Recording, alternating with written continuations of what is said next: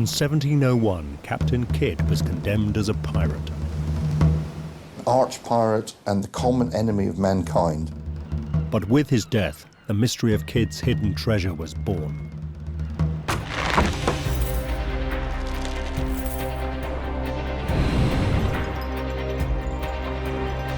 Kidd was the only one who actually buried his treasure. Over the centuries, many adventurers have tried to find his hoard. No one tried harder than Englishman Richard Knight. He got taken over by the ghost of Captain Kidd. This is a tale of epic sea voyages, unimaginable riches lost, secret compartments found, hidden treasure maps where X marks the spot, clues to the buried millions. And I said, "Have you really found it, Richard?" And he said, "Yes, I have." But Knight's daring expedition lands him in a Vietnamese jail, fearing for his life. He risked everything to unearth Captain Kidd's legendary treasure.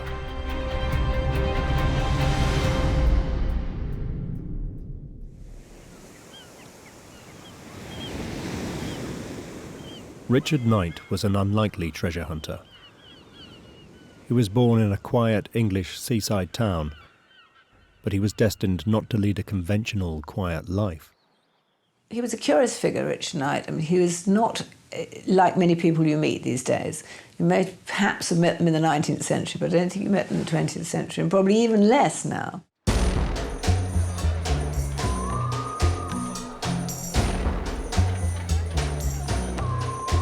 Knight was a young man in the early 1960s when he moved to Paris. As a bon vivant, he enjoyed all that the city and the changing times had to offer. He was an adventurer, a chancer. I think that he wanted to enjoy life. He wanted to have seen everything, experienced everything. But Richard Knight was an entertainer, an actor. And he had come to Paris not just to have fun, but to study with the master of French mime, Marcel Marceau. He even had some success in his career. Knight played opposite the great Jacques Tati in his film comedy Playtime, as a confused drunk. But it seems he never settled anywhere for long.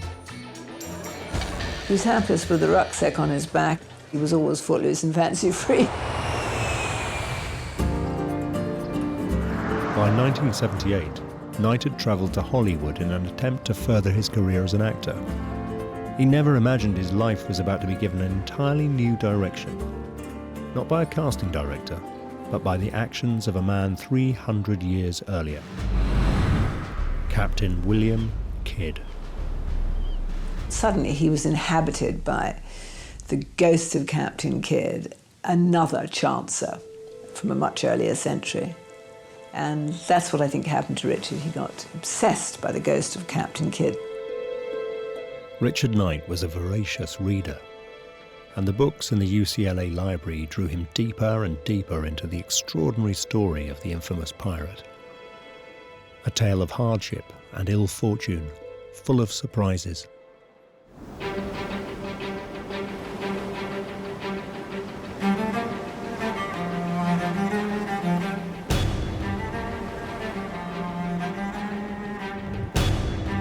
Kidd was born in Dundee on the east coast of Scotland around 1655, but he went to New York, and it was there that he became a seaman, and he essentially worked his way up right through the ranks from a cabin boy to a sea captain. It became one of the best respected sea captains in the Americas. In an unexpected twist, Knight discovered that when Captain Kidd sailed from London in February 1696, it was not as a pirate, but the very opposite, a pirate hunter, working for a consortium of wealthy English aristocrats and merchants.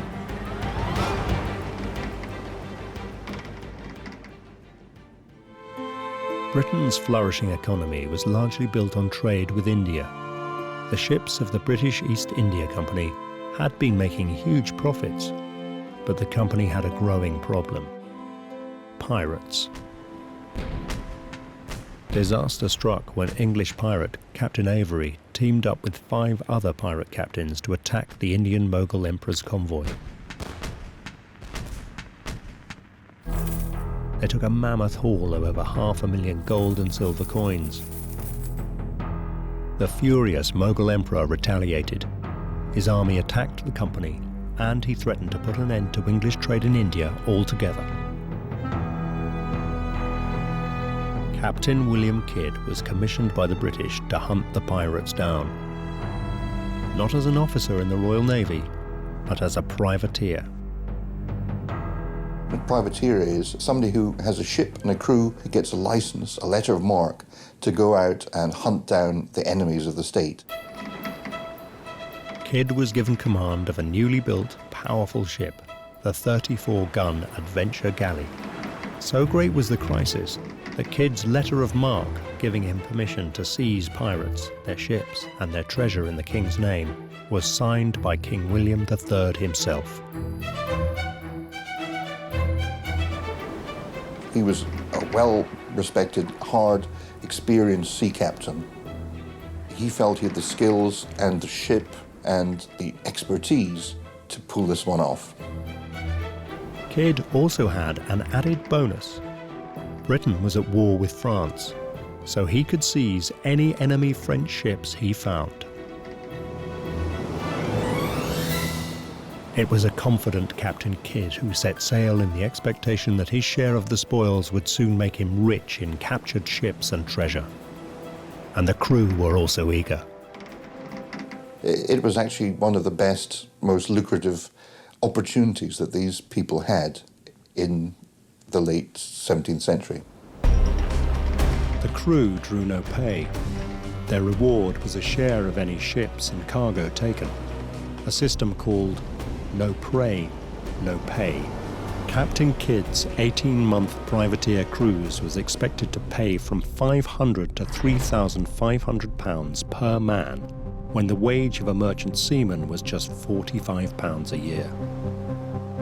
An average seaman could actually make a small fortune from one good prize, one very lucrative prize. His normal cut would be enough to probably set himself up in business. He could buy a tavern, he could buy a farm, but essentially it was the big payload available to the late 17th century seaman.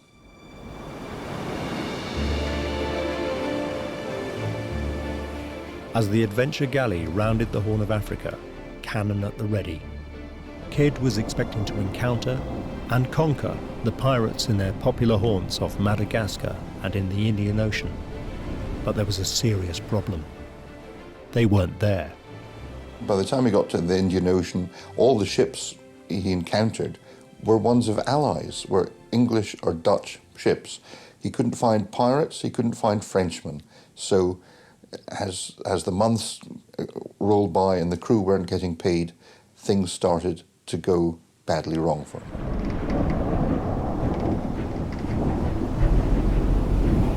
At the end of their planned 18-month cruise, not a single pirate ship or substantial French prize had been taken. The rebellious crew wanted to raid the next ship they came across, any ship. They wanted to turn pirate.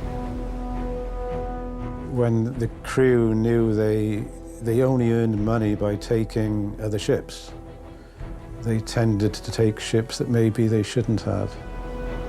The Adventure Galley had been at sea for 2 years with little to show for it. The crew took to torturing prisoners to find cash aboard any ships they encountered. Damning accounts from southern African ports where these ships fled began to arrive in London and New York. Captain Kidd was labelled pirate, and that meant the death penalty at the end of a rope.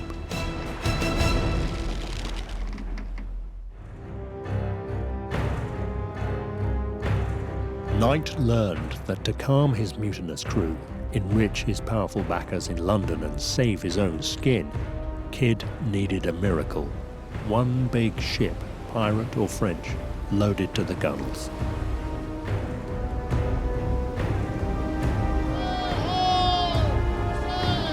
As if in answer to Kidd's prayers, a cry rang out from the masthead. A ship had been sighted, a large, heavily laden merchant ship. In January 1698, he hit the jackpot. He found a ship called the Quedah Merchant, which contained a lot of valuable silks, gold jewellery. It was the mother lode. At last, he'd found the right ship. The Quedah Merchant was no fighting pirate ship, but when her captain showed him French papers, Kidd could snap her up as a legitimate prize.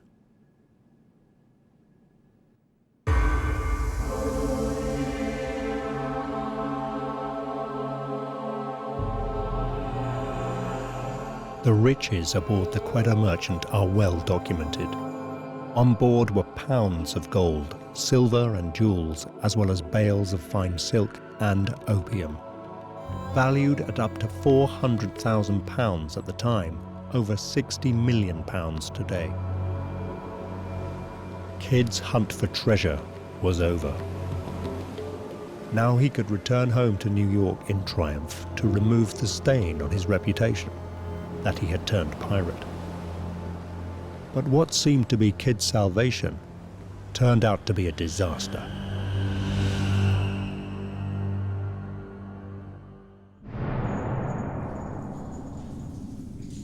In New York, Kidd was swiftly arrested. The Quedah Merchant was not French, but belonged to a powerful Indian trader.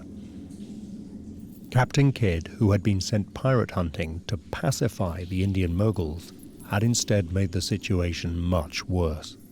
After capturing their treasure ship, the Indian merchants were demanding Kidd's blood.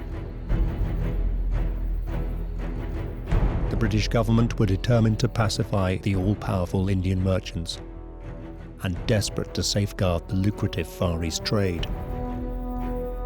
To buy his freedom, Kidd told of a treasure chest he'd buried on a nearby island.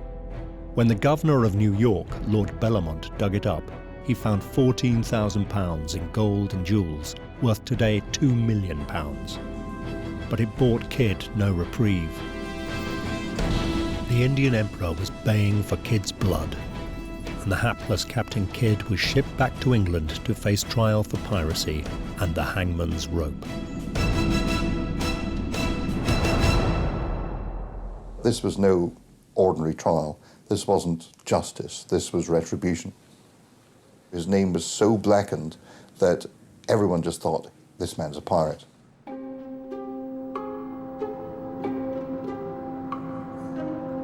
Kidd's big mistake was to fail to copy the French pass he was given when he captured the Quedah Merchant. Without it, he couldn't prove that he had seized the ship legitimately.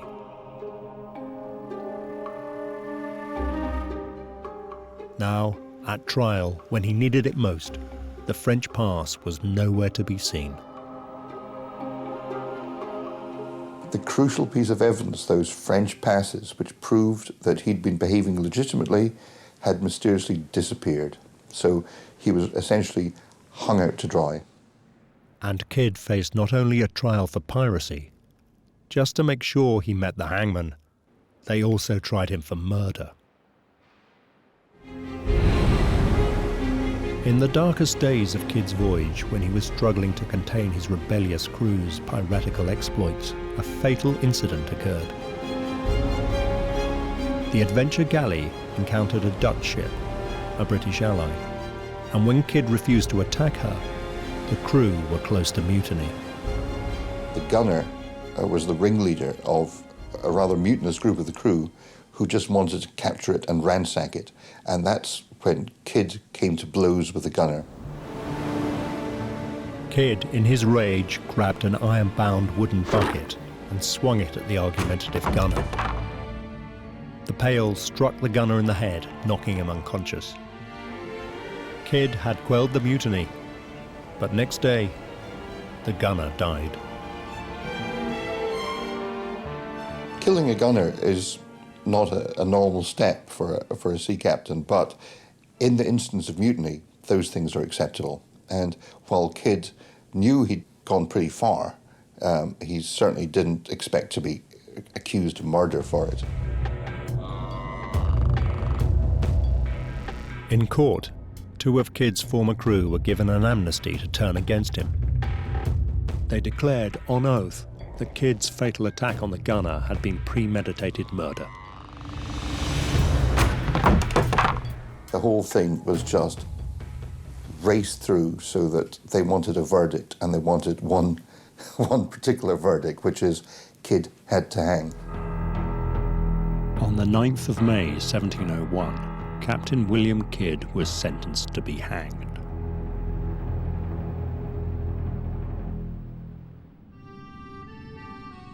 In a desperate attempt to escape his fate, he played what he hoped was a trump card. From his cell in Newgate Jail, he wrote a pleading letter to the government bargaining for his life.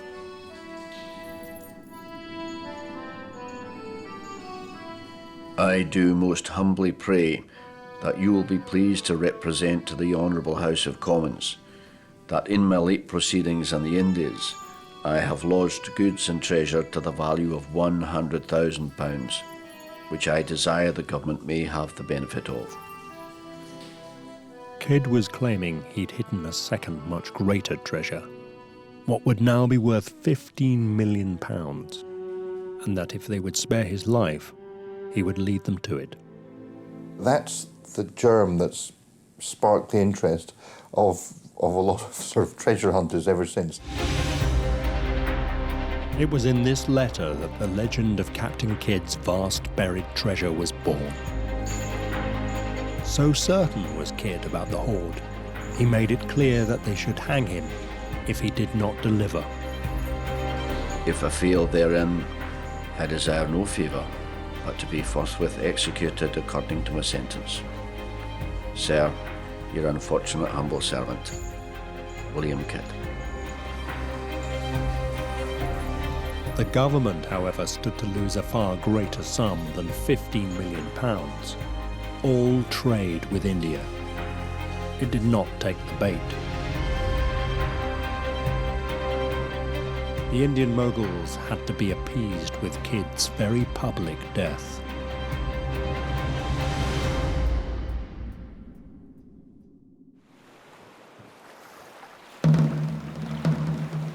Under the rules of the Admiralty, Captain Kidd was taken onto the Thames foreshore at Wapping, London, between the low tide and the high water mark, to be hanged.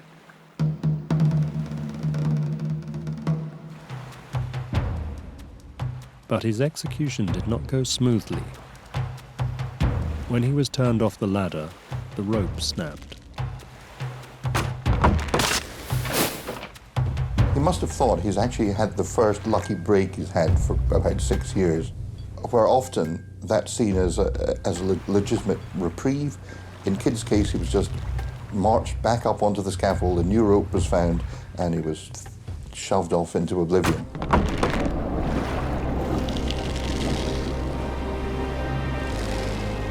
The Admiralty, however, did not consider merely hanging pirates enough of a deterrent.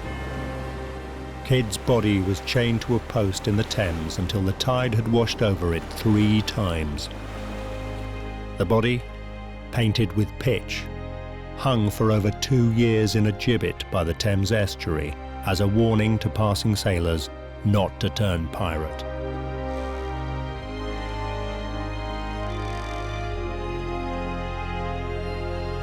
But the legend of Kidd's treasure would never die.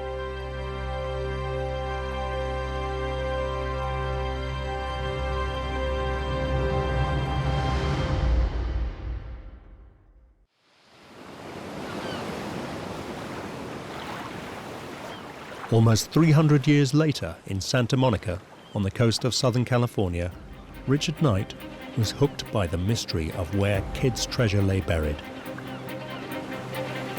And he was determined to find it. Knight launched his treasure quest from the University of California, Los Angeles Library. From that moment on, his life was changed forever. He got this idea, this obsession in his mind, and from then on he focused on it. Rich was a fairly rare character in that he really wasn't interested in money. He talks about the value of Kidd's treasure and being millions and countless millions. But I think it was the attraction of the adventure to him. As Knight investigated, he found that others had dreamed of finding Kidd's treasure. And like them, he discovered that Kidd had left behind a trail of clues.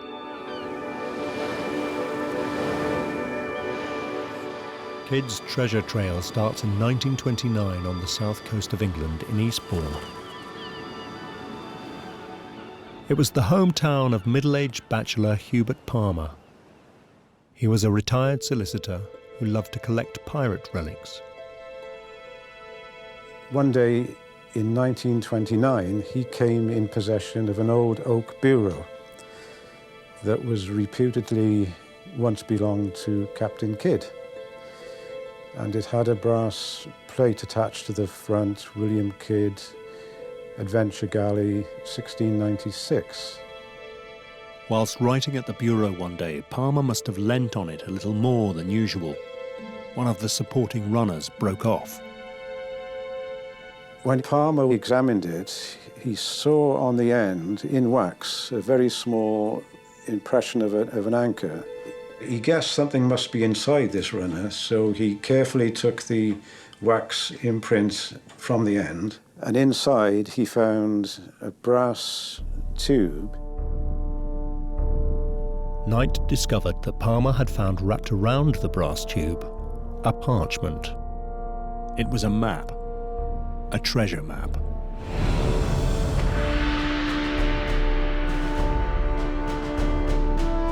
On it, X marked the spot, just as in the story Treasure Island.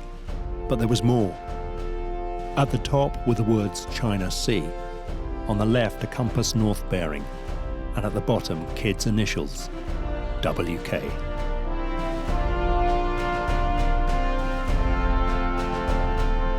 Palmer immediately suspected that this possibly was the hiding place of Kidd's treasure. But of course, there was nothing on the chart to say where it was. Far from telling Knight where Kidd's treasure was, Palmer's chart left him with a fascinating glimpse of a mystery. His head buzzed with questions of how to solve it. Fortunately, in the 1930s, Hubert Palmer had uncovered more clues. After that, Palmer devoted a lot of his time and energies to advertising for anything to do with Kidd, any relics, any chests, boxes, anything, hoping to find further evidence of where this island might be. Knight learned that Palmer advertised for any objects belonging to Kidd, and slowly he found them. 3 years after Palmer found the oak bureau, he was offered this chest. The chest came from a nautical man, Captain Morgan, who claimed descent from notorious buccaneer Sir Henry Morgan. Another of his light-fingered ancestors had been jailer at Newgate Prison, and when Kidd was hanged, the jailer took the chest. He could see inlaid in brass on the top of the lid a skull and crossbones and the letter K. On opening the chest, he was amazed to see inside, attached to a false bottom, a plaster cast skull fixed to a plaster cast Bible. It is believed the skull was there for the crew to swear allegiance to the captain or the crown, hand on the skull with the Bible in the hand. Disappointingly, the false bottom was empty, but there was something else mysterious there. When Palmer turned the board over, he discovered a mirror. What was it doing there? Palmer examined the beading around here and discovered that this particular part of the beading quite easily came off. He was then able to slide the mirror and out like that. And lo and behold, to his great excitement, there was another chart. Knight, just like Palmer, was excited by the fact that the outline of this chart was almost identical to the first one, but it contained more information. 515 southeast by 50 north, 36 northeast rocks, 3 feet by 3 feet by 4. Knight now became convinced these were directions to the treasure. But apart from the clue China Sea, he had no idea of the island's whereabouts. No latitude or longitude. He needed more. Fortunately for Knight, Palmer had another piece of extraordinary good luck. When 2 years later, he was able to buy a chest that once belonged to Captain Kidd's wife, Sarah. This is known as Sarah Kidd's workbox. There is an inlaid brass plate on the top which says William and Sarah Kidd, their box, 1699. Meticulous as always, Palmer measured the box inside and out. There was a discrepancy, leading him to suspect a secret compartment in the base.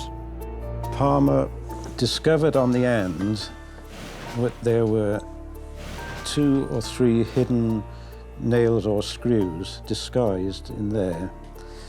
He eventually managed to undo these and work this beading edge off, and this revealed the hidden compartment underneath.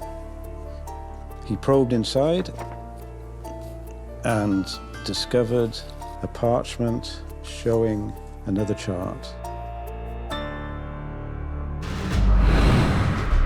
This chart was more detailed. Knight first tried to decipher what had to be Kidd's own writing around the map's edge. After much puzzling, he had it. 360 yards, veer right, north, 3 stumps, 87 feet from the centre of triangle in left rocks, 98, 20 feet east of skeleton of Leeb. The final word remained a mystery, but Knight knew these were more detailed instructions of where to find the buried treasure.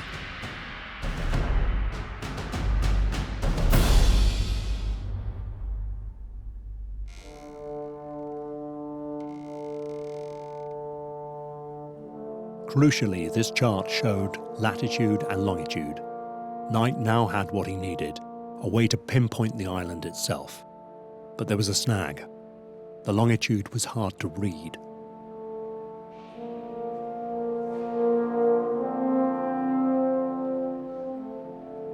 If the longitude was read as 3130 east, that put the island in the Sudan. Perhaps the mark before 31 could be a figure 1. But 131.30 east put the island 200 miles off the Philippines in open ocean. Knight realized there was a fundamental problem with the longitude.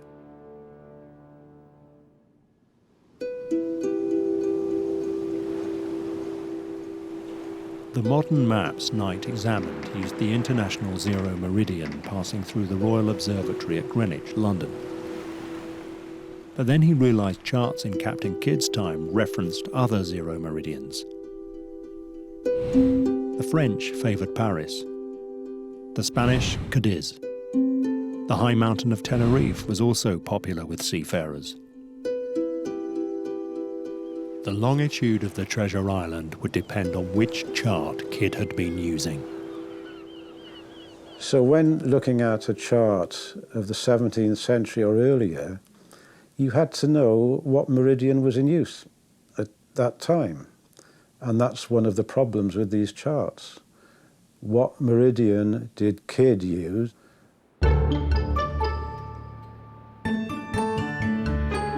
Richard Knight began to study atlases from the 16th to the 18th century. They were beautiful and ornate, and none recorded longitude from the zero meridian at Greenwich. Knight applied the Kidd treasure map longitudes. The first, 3130 east, put the island in Nigeria. No good at all. But the second longitude, 131.30 east, indicated the island lay somewhere between Burma and the Philippines. That meant the South China Sea. This was more like it. China Sea, just as on the Kidd treasure maps. Slowly he put together this idea that he had solved the mystery that nobody else had. Knight now consulted chart after chart, scanning thousands of islands, looking for an island that matched the old parchments. Then, at last, on French Admiralty Hydrographic Chart number 3686 of 1879, there it was. Hon-Tre-Lon. Right shape, right orientation, right name. Hon-Tre-Lon is called in English Grand Pirate Island. But it was right in the worst possible spot imaginable. Hon-Tre-Lon was in the territorial waters of a country which, after a long, bitter war with the USA, was hostile to Westerners. Communist Vietnam. And nobody had looked there because of the Vietnam War, because they were communist, because the politics had changed. It wasn't a place where you did pitch up and suddenly look for treasure. So he decided that he was the person who was going to brave all the odds and go and prove to the world that his theory was right.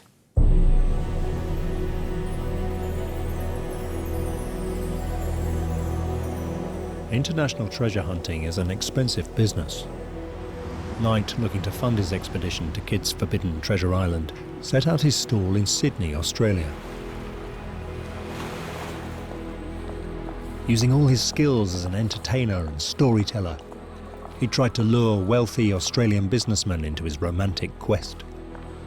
Of course, he was always on the lookout for a backer who might help. So, he used to pick up these extraordinary figures, go off with them, trying to persuade them that to come in with him to this sort of madcap mission. Slowly, Richard Knight managed to draw together a small group to buy into his dreams of treasure.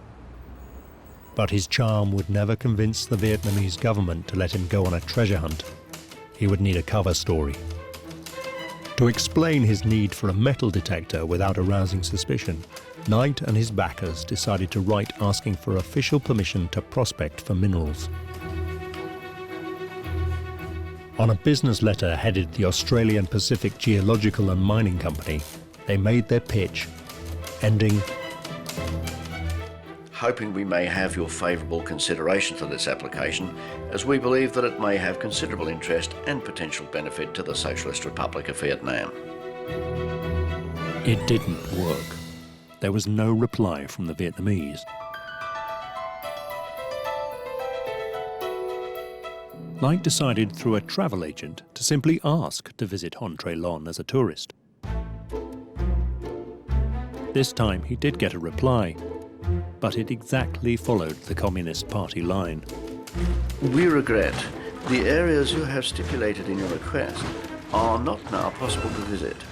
Only published areas through our approved agency in Australia possible. The political climate of the Cold War left no legitimate way for Richard Knight to get to Hon-Tre-Lon.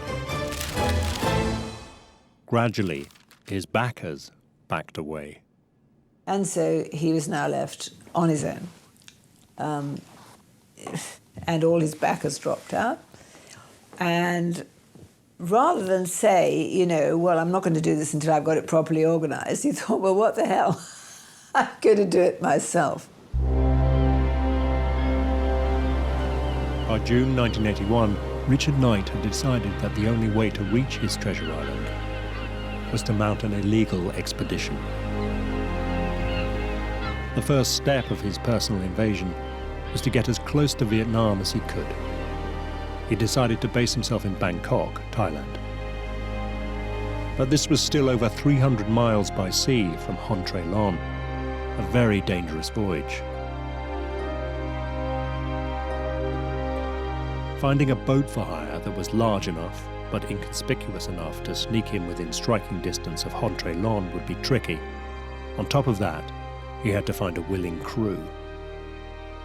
I think Rich found it difficult to persuade totally legitimate, solid citizens to go in with him because of his nonchalant character, his habit of whizzing off and disappearing, or not being totally practical, perhaps, or they came to that view.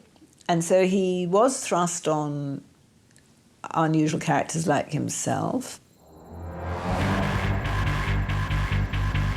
Knight now took a leaf out of Captain Kidd's book, offering a share of the treasure.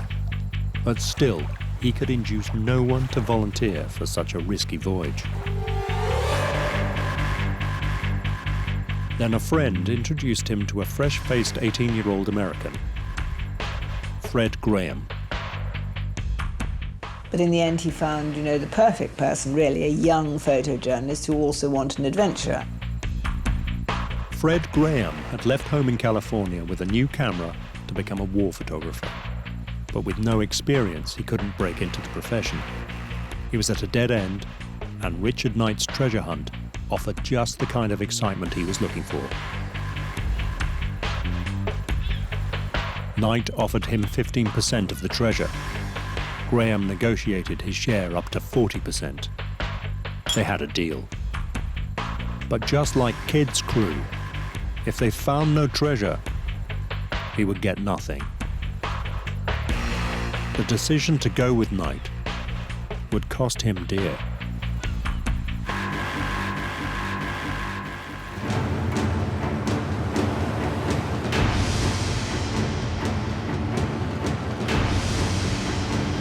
Just 2 days later, towards the end of May 1983, Knight and Graham were in high spirits as they set their bow into the Gulf of Thailand. Knight had persuaded a local crew to accept his bizarre charter, and they were off on their adventure to unearth the legendary treasure of Captain Kidd. It took several days and nights to reach the island Knight had picked out from the old charts. But fortune seemed to smile on the voyage. The Gulf was the haunt of real 20th century cutthroat pirates.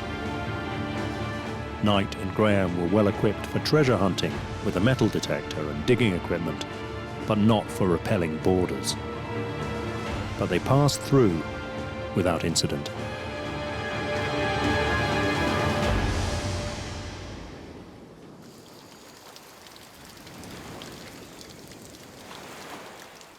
After days at sea, Knight and Graham landed on their treasure island. Knight's crazy plan seemed to be working rather well. All was quiet, and Knight decided that they would wait until first light to unearth the legendary treasure of Captain Kidd. It had, after all, waited almost 300 years. He could surely wait one more night.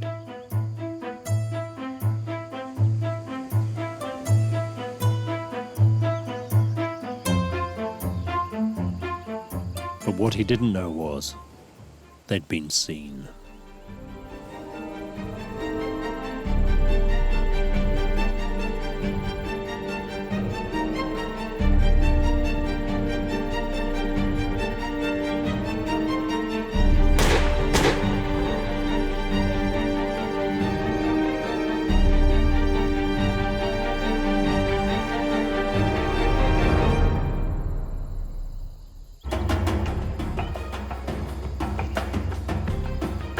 The Vietnamese had endless questions to fire at Richard Knight. Who are you? Where are you from? What is this equipment for? Any answers to do with treasure hunting were met with scorn. They were convinced he was an American spy working for the Western imperialist CIA.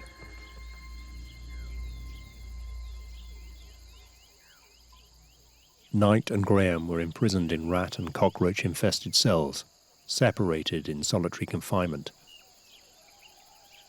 If Knight couldn't overturn the spy story, he faced a similar fate to Captain Kidd: execution. Again and again he was interrogated. Again and again he had another confession to sign. What he told them of his globe-trotting acting career was to them an elaborate cover story. What is all this equipment for? Who, they kept asking him, was his contact in the British government? Richard Knight didn't have a contact in the British government. He wished he had. Not a soul even knew he was missing, let alone where he was and the danger he was in. Captain Kidd at least had treasure to bargain with. Knight had nothing. More than once, when the militia took him from his cell, Knight believed that he was to be shot.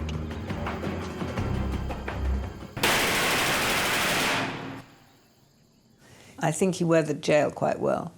He had all sorts of diversionary tactics to fall back on. He took to playing imaginary games of golf, reliving visits to Blackpool, analysing gambling systems and besting imaginary opponents with a homemade pack of cards. He could always find something within himself to withstand those long, solitary and potentially dangerous situations, largely because there's a huge imagination, I think. But as month after month passed, Knight fought for his sanity. He gave each corner of the cell a function, one to look to the future, another to look to the past, one for prayer, another for comedy. But after 4 months with no contact from either the British or US governments, it seemed he might never get out alive. But he was unaware there was one faint hope. Just before the ill-fated treasure hunt, young Fred Graham had wisely arranged for a letter to be posted to his father if he wasn't back in 30 days. He wrote, "If you're reading this letter, something has gone very wrong. Either I am dead or in prison." Graham's letter saved them both. With the news that Knight and Graham had gone to Vietnam, the British and US embassies launched investigations. The Minister of State at the Foreign Office, Richard Luce, also the Knight's local MP, wrote to Knight's mother. You can rest assured that the embassy will continue to press the Vietnamese to let them know where your son is being held. The diplomatic activity worked. The Vietnamese admitted they had arrested Knight and Graham for violating the territory of the Socialist Republic of Vietnam, and they were in prison. But now, the Vietnamese played pirate, demanding a ransom of $10,000 per man. But neither the US nor the British government would pay a penny. The British government would not pay a ransom, would they? They don't pay official ransoms. They always make a thing of, we don't pay, otherwise it just happens again. By the 17th of May 1984, Fred Graham was free and returned to America, 40 pounds lighter than when he had left home on his adventures. His family and friends in California had raised the money, limiting his captivity to less than a year. The unfortunate Richard Knight stayed in jail.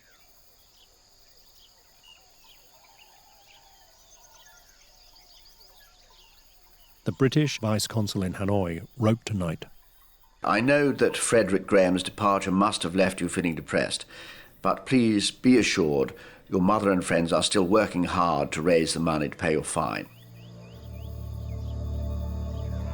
After over a year in captivity, they'd raised only $2,000, still $8,000 short. Knight waited in prison alone through June and July. But then in August, the British consul wrote to tell him he'd had an extraordinary stroke of luck.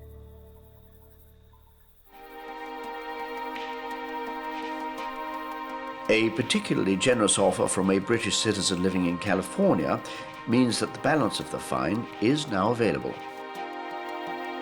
In early August 1984, Richard Knight received the greatest treasure of all.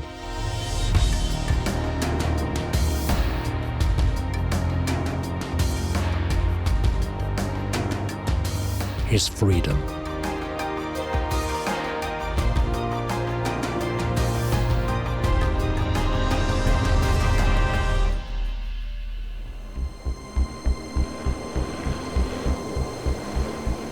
In the years that followed, Fred Graham's thirst for adventure remained unquenched. He succeeded in working as a photojournalist, and also, ironically, for the CIA during the US war in El Salvador. Now, he is an author of political thrillers. But Richard Knight never stopped looking for the treasure. He doesn't seem to have regretted having done this, or having done it in this harebrained way. And he never lost the dream. I know he didn't lose the dream because, when I last said goodbye to him, he was off back to China to find a backer to go and pick up the treasure. Knight, stranded in China, out of funds and out of luck, telephoned a stranger for help, fellow treasure hunter George Edmonds. Well, what could I do? I mean, he needed money to get out. So I agreed to send him some money if he agreed to tell me the true story. And I said, "Have you really found it, Richard?" And he said, "Yes, I have." Edmonds never saw Knight or his money again.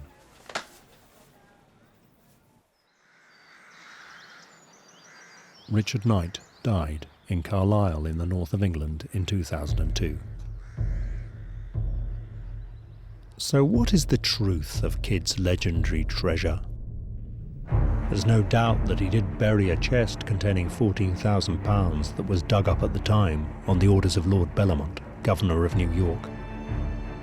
But what of Kidd's claim to have had a further £100,000 hidden away? The question is, of course, was Kidd 100% truthful about how much shiny gold and jewellery he actually found and hid? Did Captain Kidd really intend to guide a ship to a vast buried hoard? Or was the treasure a last desperate bid for his life? Did he intend, once at sea, to pull off a daring escape? I'd be very surprised if any treasure is found, any of Kidd's treasure ever comes to light. I think Lord Bellamont basically managed to get his hands on the entire haul. Nothing, it seems, puts off a dedicated treasure hunter. For George Edmonds, this dark cloud still has the glint of a silver lining. He believes he has properly deciphered the Kidd treasure maps. The charts do lead to a treasure, but it is nothing whatsoever to do with Kidd. Edmonds believes he has located a new treasure island where no treasure hunters have been before, just like Richard Knight, just like every serious treasure hunter. George Edmonds plays his cards very close to his chest while he seeks backers for his expedition. I can't tell you where this island is because it is the result of 8 years of intensive research. Everything is in there.